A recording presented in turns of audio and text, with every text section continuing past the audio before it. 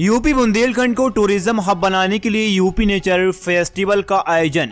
देशी विदेशी पर्यटकों को आकर्षित करने की बनाई गई योजना। भाजपा नेता ने थार से दो दोस्तों को कुचला, तीनों की मौत परिवार का इकलौता बेटा था वंश।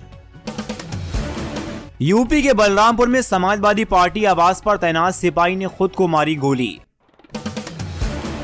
स्वामी प्रसाद मौर्य का सिर काटने के लिए अयोध्या में जगत गुरु परमहंस आचार्य तलवार लेकर सड़क पर उतरे। सीएम योगी बोले युवाओं को होगा ग्लोबल इन्वेस्टर समिट का सबसे ज्यादा लाभ, रोजगार के लाखों अवसर बनेंगे।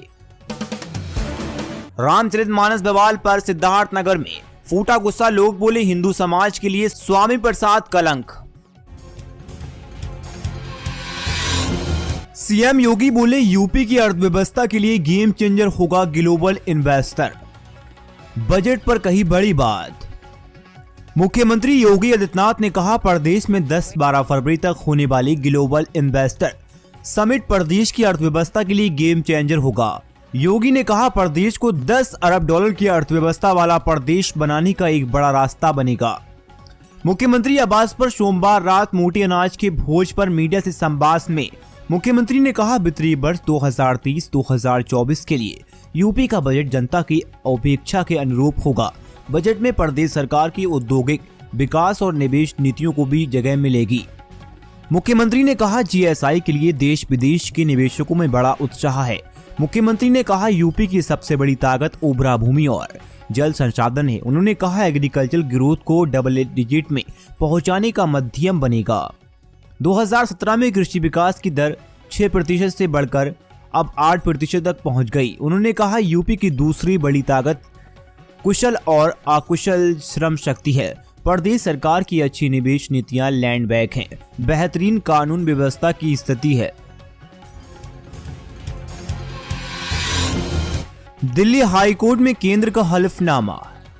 पीएम केयर्स फंड सरकारी नहीं, public charity bill trust law के दायरे में नहीं आता। केंद्र ने मंगलवार को दिल्ली हाई कोर्ट को बताया कि पीएम केयर फंड भारत के संविधान, संसद या किसी राज्य के कानून के तहत नहीं बनाया गया, इसके लिए इसे पब्लिक अथॉरिटी नहीं कहा जा सकता। साथ ही independent public charitable trust Bharat के संविधान के दायरे में नहीं आते। ट्रस्ट को न तो सरकार या किसी सरकारी संस्थान में बनाया गया और न ही वह इसे फंड देती है और न ही उस पर कोई निरंतर रखती है। दरअसल चीफ जस्टिस सतीश चंद्र शर्मा और जस्टिस सुब्रमण्यम प्रसाद बेंच ने जुलाई में केंद्र की दायर एक पेंच के जवाब पर नाराजगी व्यक्त की थी, जिसके बाद सरकार ने इस मामले में प्रतिक्रिया दी। सपा नेता पूर्व सांसद बृजेंद्र सिंह को 2 महीने की सजा। 14 साल पहले का मामला। अलीगढ़ के पूर्व सांसद समाजवादी पार्टी नेता बृजेंद्र सिंह को एमपी एमएलए कोर्ट ने 2 महीने की सजा सुनाई। मामला 14 साल पहले का है, जब बृजेंद्र सिंह कांग्रेस से सांसद रहते हुए लोकसभा चुनाव लड़ रहे थे। सभा में आने से पहले बृजेंद्र सिंह वर्ष 2009 में कांग्रेस से अलीगढ़ के सांसद थे। उस दौरान वह लोकसभा चुनाव भी लड़ रहे थे। लोकसभा चुनाव में प्रचार के दौरान आचार संहिता उल्लंघन का मामला उन पर दर्ज हुआ। मामले में एमपी एमएलए कोर्ट ने सपा नेता बृजेंद्र सिंह को 2 महीने की सजा सुनाई, जिसके बाद बृजेंद्र सिंह को कोर्ट ने जमानत पर मंजूरी दी। राष्ट्रपति भवन स्थित मुगल गार्डन का नाम बदलकर अमृत उद्यान किए जाने पर समाजवादी पार्टी के राष्ट्रीय अध्यक्ष अखिलेश यादव ने तीखी प्रतिक्रिया दी। कन्नौज पहुंचे पूर्व मुख्यमंत्री अखिलेश यादव ने कहा, मैं तो कहूंगा कि इस express way Agra Lucknow express way का नाम भी अमृत एक्सप्रेस वे कर दो। सपा के राष्ट्रीय अध्यक्ष अखिलेश यादव ने कहा, हो सकता है कि हमारा आपका नाम भी अमृत कर दिया जाए।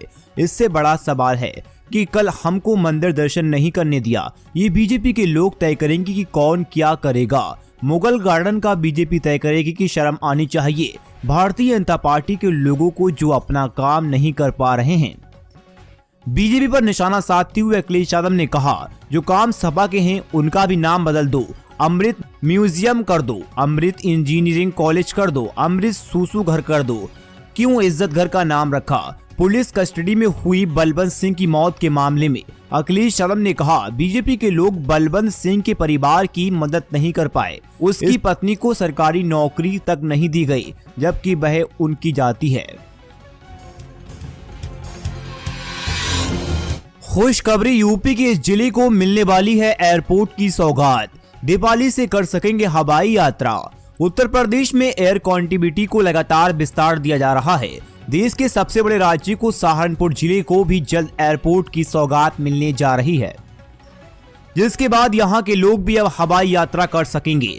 कई राज्यों की सीमा से घिरे सहारनपुर जिले को इसको खासा लाभ मिलने जा रहा है। एयरपोर्ट बन जाने से इन सभी जगहों पर कम समय में पहुंचा जा सकेगा। सहारनपुर के व्यापारिक दोनों लिहाज से अहम जिले की सीमाएं उत्तराखंड, हरियाणा और हिमाचल प्रदेश में लगती हैं। साथ ही इसकी पहचान लकड़ी व नक्शाई उद्योग नगरी के तौर पर होती है। जानकारी के मुताबिक जिले के सरसबा में 65 एकड़ भूमि में निर्माणाधीन हवाई अड्डे का काम शुरू हो गया। राज्य की जीडीपी बढ़ाने के लिए युवाओं का सहारा लेगी सरकार। उत्तर प्रदेश सरकार में 10 फरवरी 12 फरवरी को होने वाले ग्लोबल इन्वेस्टर समिट 2023 में युवाओं को शामिल करने के लिए हर संभव प्रयास कर रही है। इसके लिए सरकार ने सेवारत शिक्षावादियों के साथ साथ 48 पूर्व आईपीएस और आईपीएस अधिकारियों को तैनात करने का फैसला किया। वे राज्य के 61 प्रमुख विश्वविद्यालयों का दौरा करेंगे और निवेश को आकर्षित करने और अगले 5 वर्षों में उत्तर प्रदेश के सकल राज्य घरेलू उत्पाद को $1 ट्रिलियन तक बढ़ाने के लिए इसकी नीतियों और योजनाओं के बारे में छात्राओं को बताएंगे। किसान आंदोलन में रोजाना 5000 लोग खा रहे हैं खाना, चंदा इकट्ठा करके दे रहे हैं सहयोग। मुजफ्फरनगर जिले के जीआईसी मैदान में किसानों का आंदोलन चल रहा है। वहां पर प्रशासन द्वारा सुरक्षा व्यवस्था का इंतजाम भी किया जा रहा है, लेकिन खाने और नेट का इंतजाम किसानों द्वारा स्वयं किया जा रहा है। वहीं आज किसानों के आंदोलन का दाल, चावल और देसी घी और के साथ शुभारंभ किया गया। नरेश टिकैत के पुत्र गौरव टिकैत ने किया। बेकियों के सहारनपुर के पदाधिकारी सलीम ने बताया कि आज आंदोलन का चौथा दिन है। लगातार किसान अपने पैसों से ही भोजन की व्यवस्था कर रहे हैं।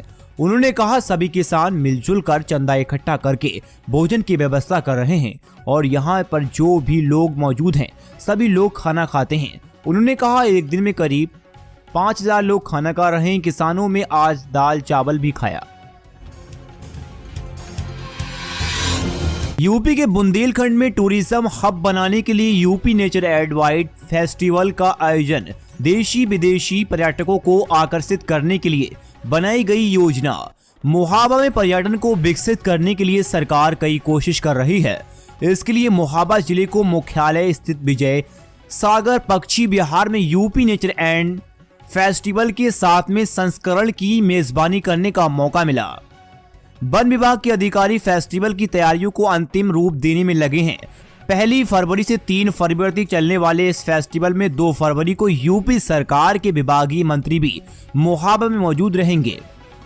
इस फेस्टिवल में यूपी नेचर एंड फेस्टिवल में पर्यटकों की मौजूदगी के अलावा पर्यटन, प्रकृति संरक्षण और फोटोग्राफी जैसी कई योजनाओं आयोजन किए जाएंगे। फेस्टिवल में राष्ट्रीय, अंतर्राष्ट्रीय फोटोग्राफर और सैलानियों के भी शामिल होने की संभावना है।